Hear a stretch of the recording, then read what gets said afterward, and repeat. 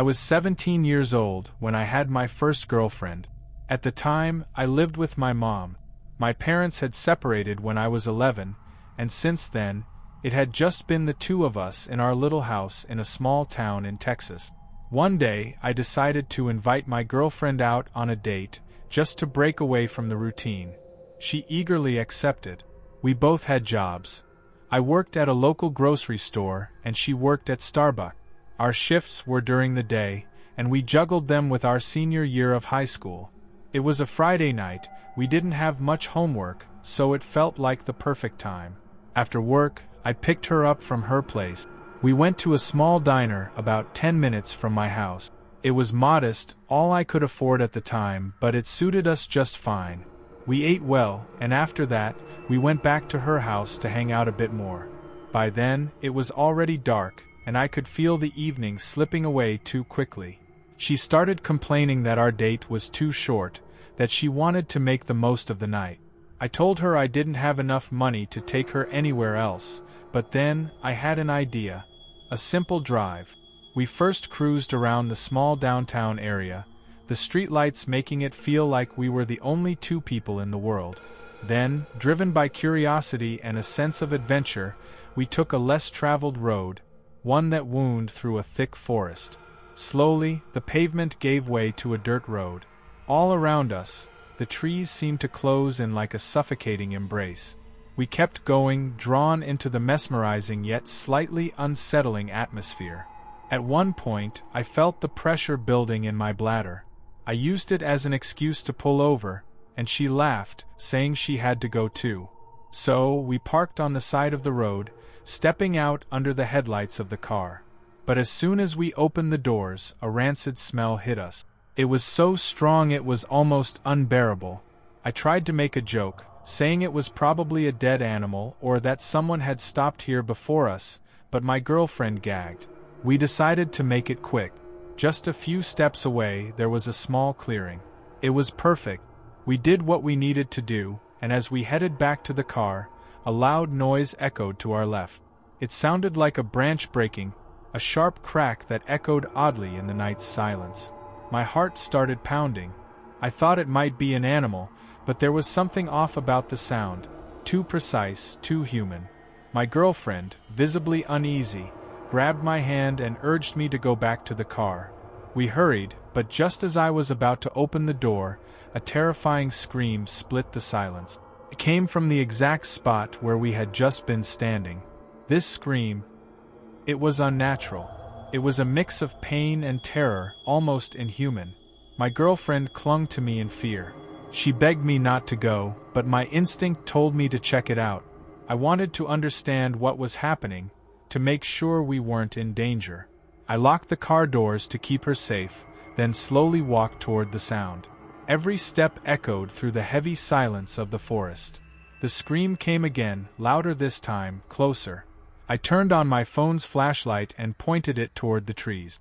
At first, I couldn't see anything, just the shadows of branches dancing in the light.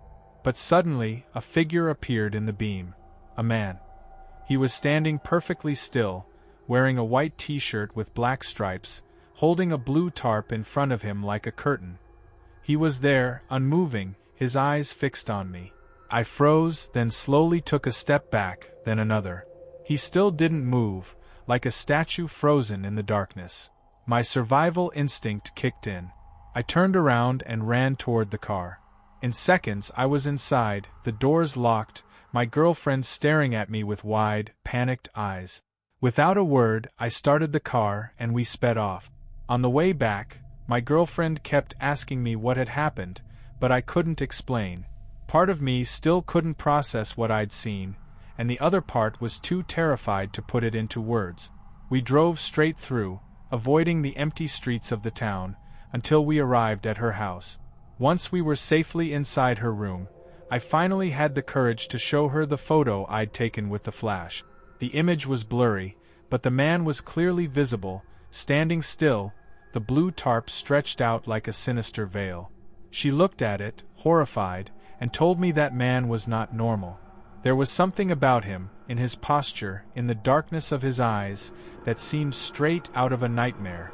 We decided to spend the night together, too scared to be alone. Every noise outside made our blood run cold, and I couldn't shake the feeling that he was still watching us. The next day, in the light of day, we talked about going back to the spot, but the idea paralyzed us with fear. We decided to try and forget about it, yet that memory continues to haunt me. Sometimes, in the middle of the night, I wake up with a start, convinced that the man with the blue tarp is standing in a dark corner of my room, staring at me with his empty eyes. And I wonder, what would we have discovered if we had stayed just a little longer that night? It was August 29, 2002, a night I will never forget. Around 9:30 p.m., my dear friend Emily called her husband, David, to share some good news. She had just received a raise at the healthcare center where she worked part-time. They were both thrilled. With 2 kids, every little bit helped. She told him she'd be finishing up soon and would head home directly. That was the last contact anyone had with her. Emily worked at a long-term care facility, a job she loved despite its demand. That night, she finished her shift around 11 p.m., said goodbye to her colleagues, and got into her 1996 Jeep Grand Cherokee. The drive home was simple, a 10-mile stretch along State Route 23, a road she had traveled hundreds of times. She should have been home in 20 minutes, but that night she vanished. David later told me that he wasn't too worried when she hadn't come home immediately. It wasn't unusual for her to stay late if a patient needed extra care. He thought she might have been delayed, so he went to bed, figuring she'd be home soon. But when he woke up around 2 a.m. and she still wasn't back, panic began to set in. He called the facility, and they confirmed Emily had left at 11 p.m. as scheduled. The unease started to grow. The next morning, David called Emily's mother, Mary. Mary had just returned from vacation in Florida with Emily's sister from her first marriage, Chloe. At first, David thought Emily might have stopped by to see them, but when Mary said she hadn't seen or heard from her, they both realized something was terribly wrong. I remember that morning like it was yesterday. I was at home when my phone rang. It was David, his voice strained with fear. "Emily's missing," he said. "I need your help." I grabbed my coat and rushed over to their house. When I arrived, Mary was already there, as was Emily's stepmother, Helen, a former police officer. We immediately filed a missing person report. The police began their search, but as the hours went by, a sense of unease grew inside me. Emily's friends and I decided to drive the route she should have taken, hoping to find some clue. It had rained heavily the night before, making the roads slippery. We combed through the woods, ditches, and all the back roads, but there was no sign of Emily or her Jeep. It was as if she had simply vanished into thin air. David's behavior during those first crucial hours struck me as odd. When we spoke earlier, he sounded strangely detached, almost resigned. I expected him to be frantic, but his tone was calm and monotone. I wondered why he hadn't called me sooner. After all, Emily and I were close, and I would have been one of the first to help organize a search if I knew she was missing. Emily's friends were just as puzzled. Karen, one of her closest friends, told me she had received a voicemail from David around 1 p.m. that day. She said his tone was strange, almost as if he had already given up. "If your wife is missing, wouldn't you be panicked?" she asked me. It sounded like he was reading from a script. The police launched a large-scale search. They brought in helicopters and even canine units to search the 12 miles between the healthcare center and Emily's home. They combed every inch of forest, checked ponds, and interviewed everyone living along the route. But nothing turned up. No sign of an accident, no trace of Emily's Jeep. The worst part was that the car phone installed in her vehicle had been turned off or was dead, preventing investigators from tracking it. Days turned into weeks, and still no word from Emily. I spent a lot of time with David during those days, trying to support him and the kids, but I couldn't shake the feeling that something was off. David claimed he was doing everything he could, but to me, he seemed detached, almost disinterested. He rarely joined the search teams, and his lack of emotion surprised more than one person. Rumors began to circulate. Some of Emily's friends whispered that David had always been controlling, that he would constantly check on her whereabouts. I remembered a time when she had confided in me that he would call her often, even when she was just out with friends. But she had downplayed it, saying he was just protective. Now, those comments seemed like warning signs I had ignored. As time passed, the police considered all kinds of theories. Maybe she had been in an accident, and her car was hidden somewhere we hadn't searched. But the longer the days passed without a clue, the more they began to suspect foul play. They questioned David several times, but he always insisted he had nothing to hide. He even allowed investigators to search his home and his father's property, a large golf course owned by the family. But it turned up nothing. During the investigation, some disturbing details emerged. Emily's Jeep had left the healthcare center at the scheduled time, according to a blurry video from a nearby gas station. But beyond that, there was no other evidence. It was as if she had vanished into a black hole. The police questioned everyone who knew her, and each time they came back empty-handed, it was a blow. One of the most troubling clues was discovered when the police learned that the back doors of Emily's Jeep didn't lock properly. They wondered if someone could have hidden in her vehicle before she even left work. That thought haunted me. I couldn't stand the idea of someone waiting in the shadows, ready to strike. Around this time, another story began to circulate. A relative of a former patient had developed an obsession with Emily. This man had a history of assault and had been seen lurking around the healthcare center in the weeks leading up to her disappearance. The police drained a pond near his home and brought in dogs to search the area, but, like all the other searches, it yielded nothing. Still, Emily's mother and her sister, Chloe, were convinced he was responsible. They clung to this theory, desperate for answers. Then, there was the Russian man. David's father had a business associate, a man with ties to organized crime. When the police questioned David about it, he mentioned that Emily had once overheard an argument between this man and a group of strangers. The men had gone silent when they noticed her, and she had left disturbed. It was possible she had learned something she shouldn't have. The police followed this lead, but found no concrete evidence to pursue it. In the years that followed, Emily's case grew colder, and the rumors surrounding David intensified. He refused to appear on TV shows or news programs, claiming he wanted to protect his children from the media frenzy. But Emily's friends saw it differently. They thought he was hiding something. I tried to defend him for a while, but even I began to have doubts. Why would someone who claimed to love her so much refuse every opportunity to keep her story alive? In 2017, a crime show contacted him again, but he declined to participate. His father, however, agreed to speak. He insisted his son was innocent, stating that the accusations were baseless. But there was something in his eyes, a shadow I couldn't ignore. Today, Emily's story remains an unsolved mystery. I think about her often, wondering what really happened that night. Is she still out there, alive but lost? Or did something more sinister occur? A part of me knows I may never get the answers, but another part can't let go. It was late, much later than I had expected. I was returning from a business trip that had completely drained me, and the pitch-black night stretched ahead. The road, deserted, wound its way between fields and woods, plunging my car into an oppressive darkness. My GPS still indicated an hour before I would get home, and all I wanted was to find the comfort of my bed. The headlights of my car sliced through the shadows of the trees, casting eerie silhouettes on the asphalt.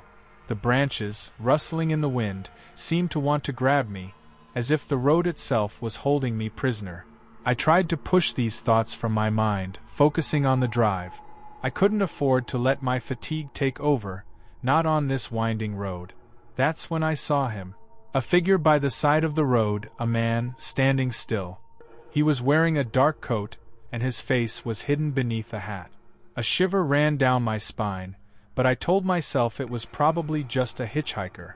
Maybe someone whose car had broken down or who had gotten lost.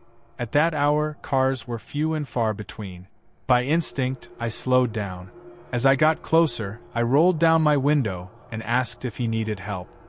He looked at me, his eyes concealed in the shadow of his hat, and in a low voice, he simply said, "Can you give me a ride to the city?" I don't know why, but a sense of unease washed over me. Yet, against all logic, I nodded and gestured for him to get in. He settled next to me, and the air immediately turned cold.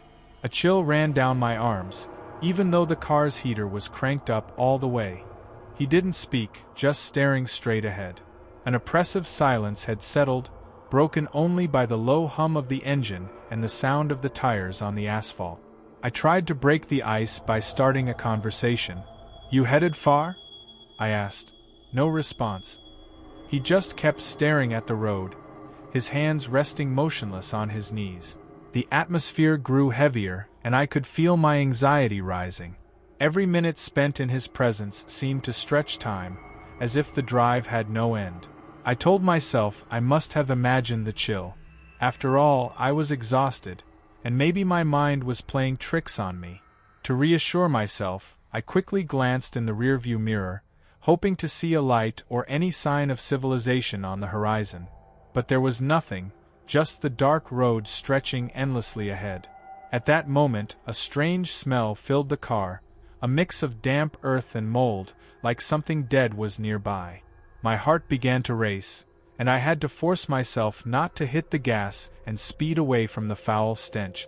I glanced over at my passenger, but he didn't react, sitting still as a statue. "Are you okay?" I asked, hoping for some kind of response. Still nothing. His silence was growing more unsettling. I decided not to press him further and focused my attention back on the road. But, from time to time, I could feel his gaze weighing on me, as though he was judging me. Every second spent with him felt like an eternity. Then, without warning, he murmured, "You know, this road, it's seen so much tragedy." His voice, rough and deep, felt like a knife to my gut. People have lost their lives here, and some never find peace. My hands tightened on the steering wheel. "What do you mean?" I asked, trying to sound calm despite the panic building in me. "Lost souls," he continued. "They're looking for someone to take them home." At that moment, I felt my heart tighten. The air had become so cold that my breath formed a fog in the car. It was impossible. There was something strange, unreal about this situation. I wanted to turn my head to look at him, but a visceral fear paralyzed me. What if, by looking at him, I discovered something inhuman? My hands trembled, and I pressed the accelerator, hoping that the city would finally appear around the next bend. The smell of decay had become unbearable, as if it was creeping into my lungs. Suddenly, he spoke again. "The next exit." "That's where it happened." My throat tightened. "What happened?" I whispered, almost against my will. "An accident, a car, a man alone." He paused for a moment, then added, "Just like you, tonight." Panic rose inside me. I slammed my foot on the accelerator, my trembling hands gripping the wheel. "Tell me where to drop you, and I'll take you there," I insisted, desperate to end this as quickly as possible. But he didn't respond. Then, the road led to an intersection I vaguely recognized. But something was wrong. The place felt different. The trees seemed older, more twisted, and the headlights didn't pierce the darkness like they had before. "Stop here," he ordered. I slammed on the brakes, my heart racing. He got out without a word, walking away into the night. I wanted to speed off immediately, but my curiosity forced me to look one last time in the rearview mirror. There was no one. A wave of terror overwhelmed me, and I sped off, praying that the city would finally appear. When I arrived home, I rushed inside, locking all the doors behind me. It wasn't until later, reading an old online news article, that I learned the story of a man who had died on that very road, exactly at the spot where I had picked up my passenger.